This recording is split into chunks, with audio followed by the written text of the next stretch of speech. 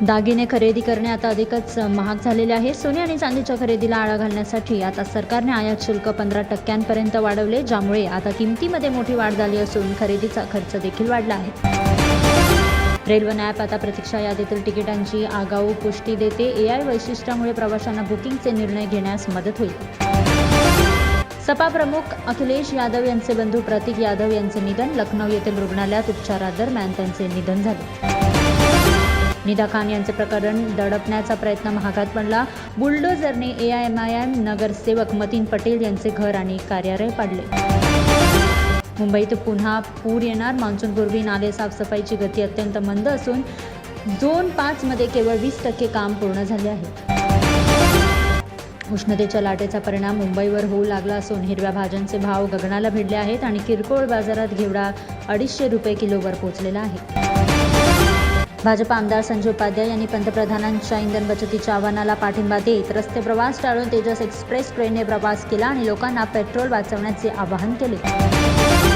कल्याणमध्ये एक धक्कादायक घटना. आपल्या बसबद्दल चौकशी करण्यासाठी मुरबाड डेपोमध्ये गेलेल्या एका तरुणाला MSRTC बस चालकाने कानशिलात लगावली. त्यामुळे चालकाच्या वागणुकीवरून लोक संतप्त झाले.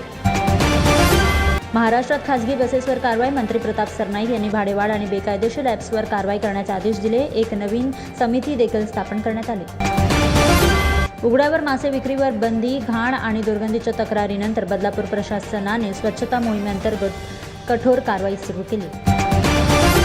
सांगलीत मुसळधार पाऊस आणि वादळामुळे मोठा अपघात. मंदिराची भिंत कोसळून 6 जणांचा मृत्यू झाला आणि 12हून अधिक जण जखमी झाले. बारामतीमध्ये आणखी एक विमान अपघात. रेड बर्ड कंपनीचे 2 आसनी प्रशिक्षण विमान पुणे विमानतळाजवळ कोसळले. सुदैवाने यात कोणतीही जीवितहानी झाली नाही. दाऊद इब्राहिमचा जवळचा साथीदार आसिफ धादी याचा मुलगा समीर शेख याच्यावर झालेला प्राणघातक हल्ल्यामुळे मुंबईच्या बायकला परिसरात घबराट पसरली आणि जखमी शेखला जवळच्या रुग्णालयात दाखल करण्यात आले. धारावी पुनर्विकास प्रकल्पांतर्गत प्रलंबित प्रकरणे निकाली काढून पात्र रहिवाशांना दिलासा देण्यासाठी 14 ते 26 मे दरम्यान दस्तऐवजीकरण शिबिरे आयोजित केली जाते. मुंबईतील विक्रोळी पार्कसाईट येथे एका 13 वर्षीय अल्पवयीन मुलीवर बलात्कार झाला. भाजपा नेते किरण सोमय्या यांनी या घटनेची दखल घेतली. पोलिसांनी नफीस अहमद अब्दुल रहमान उर्फ सलमान याला अटक केली आहे. कांदिवलीतील ठाकूर कॉम्प्लेक्समध्ये रात्री उशिरा एका कार अनियंत्रित होऊन फुटपाथला धडकली आणि याच घटनेत कोणतीही जीवितहानी झालेली नाही.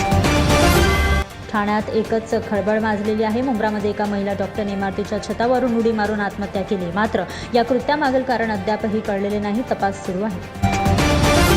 राष्ट्रवादी काँग्रेसच्या कार्यकारी समितीमधून सुनेत्रा पवार यांना हटवल्यानंतर शरद पवार यांनी अजित पवार यांचे निष्ठावान सुनील तटकरे यांची नियुक्ती केली. त्यामुळेच आता महाराष्ट्रातील राजकीय गोंधळ वाढला आहे.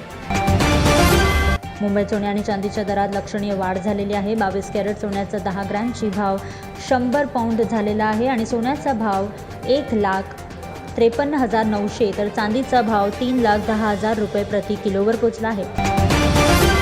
अमोल मिटकरी यांचा विधान परिषद सदस्यपदाचा कार्यकाळ संपला. अजित पवार यांची आठवण काढून ते भावुक झाले आणि म्हणाले, उद्या एक नवा पर्वाला सुरुवात होईल.